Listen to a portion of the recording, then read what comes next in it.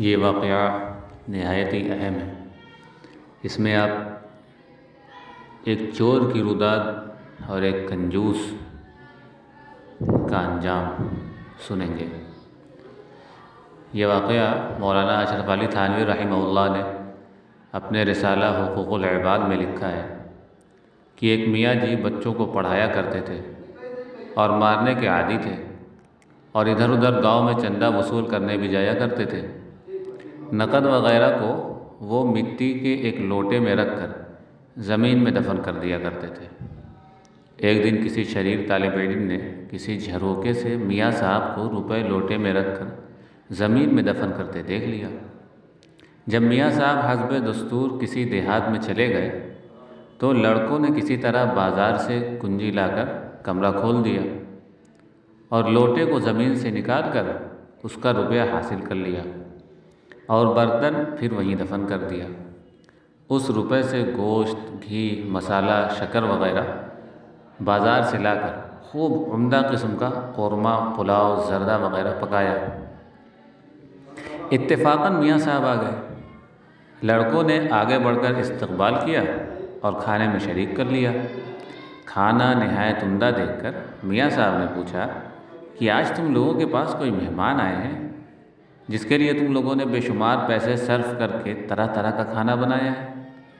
دو تین لڑکوں نے ہنستے ہوئے کہہ دیا، حضور یہ سب کچھ آپ ہی کی جوتیوں کا صدقہ ہے۔ میاں صاحب کچھ نہ سمجھ سکے، پھر بے اختیار بولے، آخر کس کے گھر سے ایسے خاص مہمان آئے ہیں جس کے لیے تم لوگوں نے بے شمار پیسہ صرف کر کے طرح طرح کا کھانا بنایا ہے؟ پھر کچھ لڑکوں نے ہنستے ہوئے یہ کہہ دیا کہ حضور کچھ نہیں، کوئی بات نہیں، یہ سب آپ کے جوتوں کا صدقہ ہے۔ میاں جی کو ان کے ہنسنے سے یہ خیال گزرا کہ ان ظالموں کے ہاتھ کہیں میرا پیسہ نہ لگ گیا ہو۔ یہ سوچ کر جلدی سے کھا پی کر اپنی کوٹھری میں پہنچے۔ گڑھا کھود کر برتن نکالا تو اس میں 1 روپے بھی نہ تھا۔ میاں جی اس منظر کی تاب نہ لا سکے۔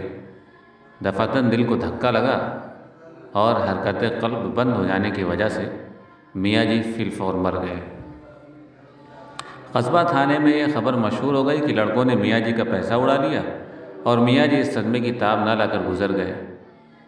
تو کچھ لوگ تھانہ بھون کے مفتی مولانا سعید الحق صاحب کی خدمت میں حاضر ہوئے اور مسئلہ دریافت کیا۔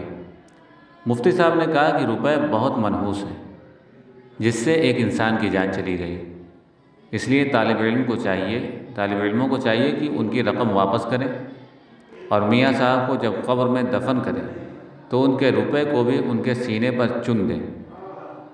لوگوں نے ایسا ہی کیا۔ اب آگے سنیں کیا ہوا۔ جب کفن چوروں کی اس کی اطلاع ہوئی کہ میاں جی کی قبر میں ان کے سینے پر کافی روپیہ چن دیا گیا ہے تو رات میں کفن چوروں کا ایک گروہ آیا۔ قبر میں ان کے سینے پر کافی روپے چن دیا گیا ہے۔ وہ گروہ قبر کی مٹی ہٹا کر 2-1 تختوں کو الگ کیا تو سینے پر رکھا ہوا روپیہ نظر آ گیا۔ اصل میں وہ سارے روپے انگارے بن چکے تھے اور مردے کو عذاب دینے کے لیے تپائے گئے تھے، جیسا کہ ارشاد ہے، یوم یحمى علیہا فی نار جہنم فتکوی بہا جباہہم وجنوبہم وظہورہم۔